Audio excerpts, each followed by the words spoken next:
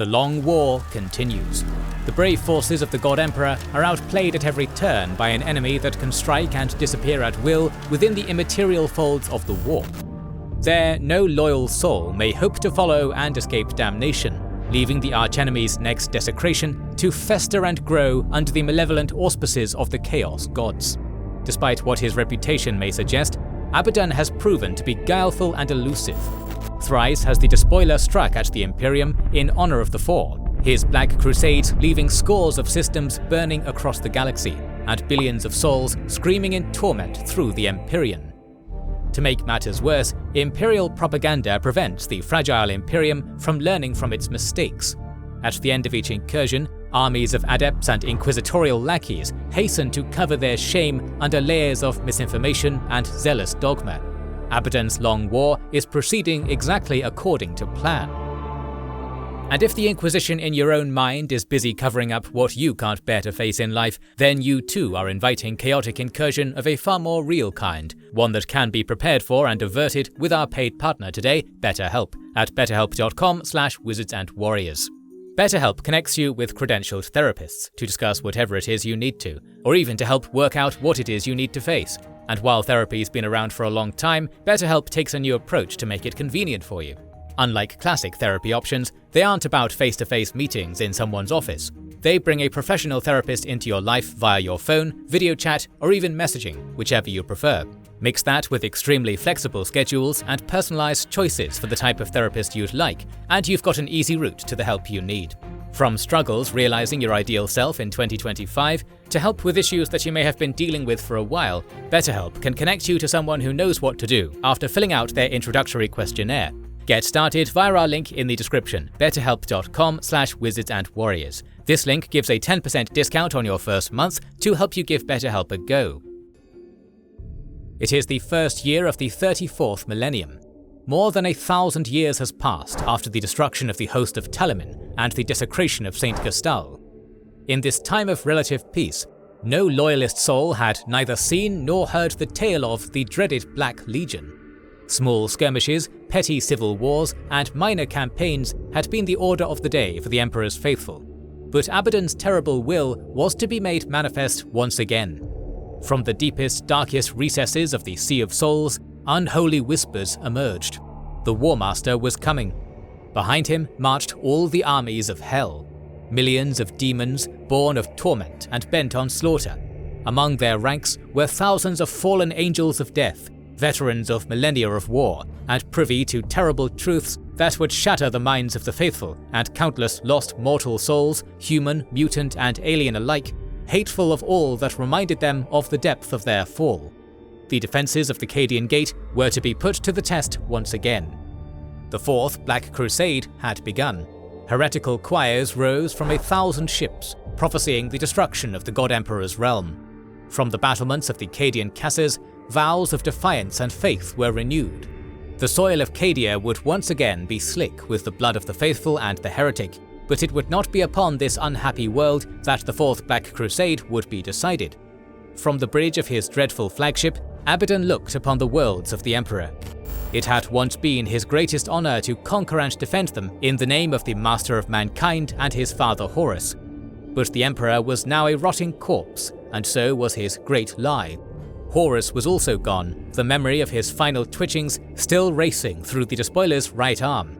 In truth, Abaddon himself was also dead, or at least so was the man he had once been.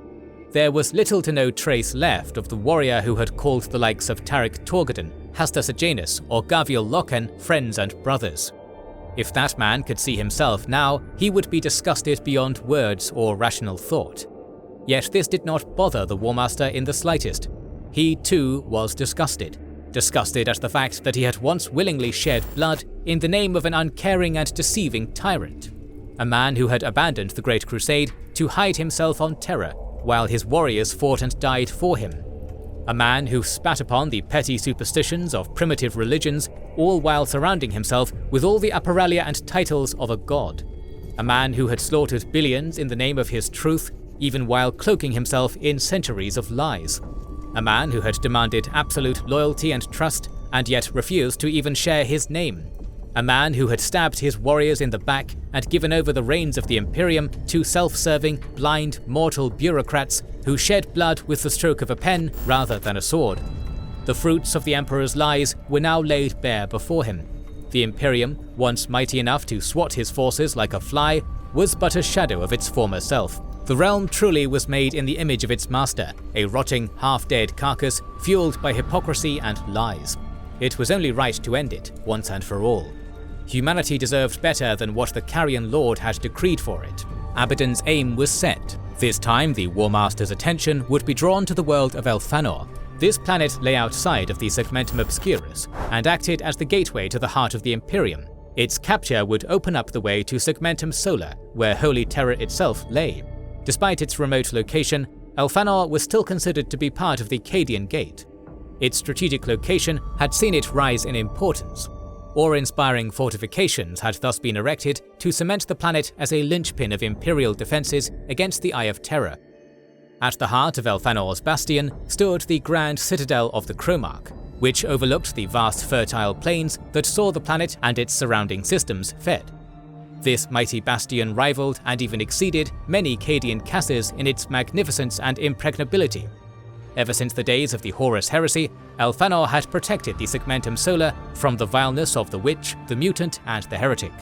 Many among the Black Legion had unsuccessfully attempted to breach its walls in the past, losing countless brothers in the attempts. Throughout those long and storied centuries of martial glory, Elfanor had been under the governorship of the line of the Cromarchs. Unlike too many of the decadent and self-indulgent aristocratic houses of the Imperium, the Cromarchs had distinguished themselves as a line of heroes and duty-bound leaders of men. Time after time, the scions of this ancient bloodline had driven off invasions from heretics, demons, and Chaos Astartes alike. From atop his dark throne in the midst of the demon worlds of the Eye of Terror, Abaddon had decreed that Elfanor's defiance would finally be brought to an end.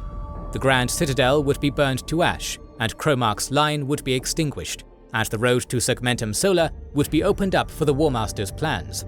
And while the world would be ravaged beyond recovery, a fourth objective, even greater than the rest, would be achieved.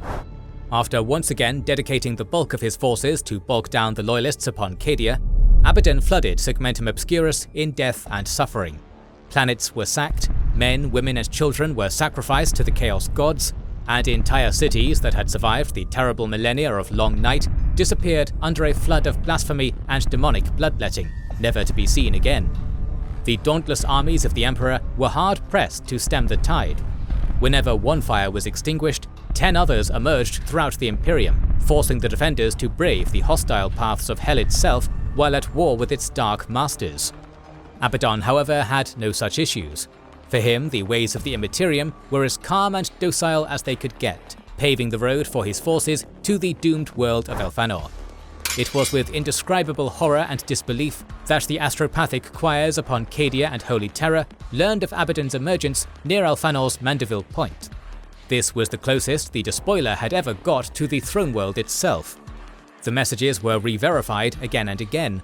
Hundreds of astropaths were lost to the effort. Some burned to withered husks, brought to the limits of their abilities by the strain of psychic telecommunication. Others were driven insane by the warp echoes of legions of demons feasting on the flesh and souls of terrified, screaming civilians. Some had to be put down by the defenders of terror after the Neverborn breached their mental defenses and wore their bodies like puppets of meat and sinew. In the end, the news was the same.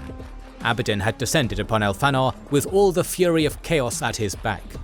The Cromarch vowed to fight the archenemy to his last breath, but begged the throne world to muster what reinforcements it could to assist him before it was too late. The siege of Elfanor began in earnest, promising to be the bloodiest engagement of the Fourth Black Crusade.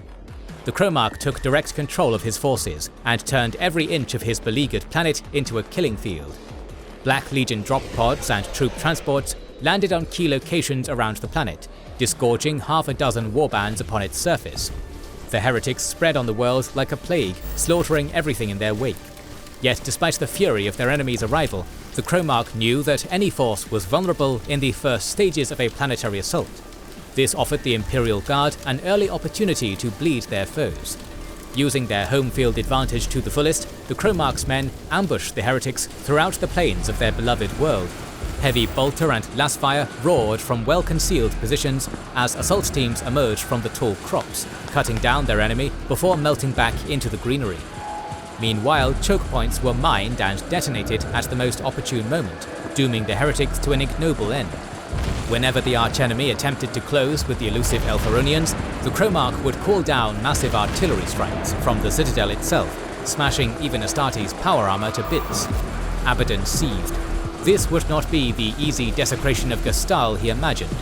It would be a long battle of attrition that would cost his legion dearly. Slowly but surely, however, the Black Legion's weight of numbers and Abaddon's leadership began to dominate the field of battle. The Citadel's guns were hard-pressed to keep up the momentum, and soon enough, the Black Legion got wise to their tactics. The fallen Astartes were held back, while the guns roared death on the heretic chaff, only to be unleashed once their ammunition was spent. Wherever the fighting was thickest, the War Master would appear, leading his bringers of despair. Nothing on Elfanor could hope to stand before Abaddon and the demon blade Drach'nyen. Slaughter and ruin followed wherever he would go, laying low any defender brave enough to stand in his path. To make matters worse, Elfanor's civilian population inevitably began to succumb to the corrupting powers of chaos. Mortal minds were never meant to comprehend the impossibility of the Sea of Souls, never mind witnessing a cursed Neverborn. To look a demon in the eyes was to lose oneself in the suffering, perversion, rage, and malice of every single sentient creature in the history of the cosmos. It was to stare down the depths of eternity and realize it had made itself manifest to destroy you. It was to look upon the offspring of your species' collective psyche and understand it had all amounted to something worse than hideous. Elfanor's civilians were not as inured to such horrors as the brave guardsmen of the Astra Militarum. Most abandoned hope and died where they stood, but many took up what arms they could and joined their tormentors in damnation. Whether this was a conscious choice or one imposed upon them by warp-spawned madness was irrelevant. There would be no mercy for wretches such as these. Slowly but surely, the defenders were pushed back into the Grand Citadel. There, they could hope to last long enough for aid to arrive. Every bastion, every crenellation, every single solitary window was manned to the brim with as many guns as the loyalists could muster. Ammunition dumps were organized, aid stations were set up, and logistic corps were created out of any person unfit for combat. The citadel was the last bastion where the Emperor's light still shone upon Elfanor, and it would not fall without an apocalyptic fight. The Black Legion, however, was more than happy to give them one. After taking time to regroup and rearm, vast seas of heretics were sent against the walls. Wave after wave, the brave defenders cut down all before them, cursing the heretics for the weakness of their fall. Orbital bombardments from Abaddon's fleet did little to erode the defenders' fighting power. Every single lance strike or macro cannon shell fell upon overlapping void shields, made to resist many times the ordnance thrown at them. Abaddon knew this siege would only end one way. Sooner or later, the Imperium was bound to send help to the Cromarch, trapping his forces between a hammer and an anvil. Every single day spent upon Elfanor brought his forces closer to annihilation. Something needed to be done. Grasping once again the hilt of Drach'nyen, the War Master lifted his sword and bellowed a mighty war cry. Taking personal command of his forces, he led the charge straight against the gates of the bastion, surrounded by his faithful Terminator bodyguard. The heretic horde was whipped into a bloody frenzy at the sight of the chosen of the four leading them against the hated loyalists. The maddened rush of the Chaos forces overwhelmed the defenders with its ferocity and suicidal fervor. The traitors advanced through layers of kill zones and fields of fire, losing thousands of their numbers at every turn. Lasfire and bolter rounds flew against them like hail, cutting down demons and humans at every turn. The defenders threw everything they had in a desperate attempt to blunt Abaddon's charge. For one terrible moment of hope, it looked as though the brave fighting men of Elfanor would succeed in sending the War Master packing. By the time the despoiler reached the gate of the citadel, only a tenth of his forces were left alive. They were now trapped in front of the citadel's magnificent gate, pelted on all sides by a barrage of lasfire. Abaddon looked behind him. The great obsidian road to the fortress was littered with bloodied and broken Black Legionnaires. Trapped outside, they pounded desperately on the massive doors, while Imperial Guardsmen rained fire upon them from above. Abaddon's defeat and death seemed all but assured. However, it was at this moment that the War Master strode to the impregnable gates of the Cromarch. Raising aloft Drach'nyen, Abaddon struck a terrible blow that echoed above the din of 1,000 guns. Despite being built to withstand the fire of a titan, the entrance split apart like paper. The Cromarch looked upon the ruin of his castle with horror. In 1 second, the Emperor's loyal soldiers had gone from hope to despair. With a deafening shout of wrath, the Chaos forces rushed inside the citadel like a flood. Every single living being, man, woman or child, was mercilessly butchered by the enraged traitors. Brave soldiers were dismembered and sacrificed as punishment for defying the will of the gods. Innocent civilians were tormented unto death by mortals and Neverborn, feeding the fires of Abaddon's heresy and satiating the warp's lust for human suffering. The despoiler himself was above such distractions. He had a mission to fulfill. He calmly made his way up the stairs leading to Cromarch's quarters. There, the governor and his family had sought refuge, making their final hopeless last stand.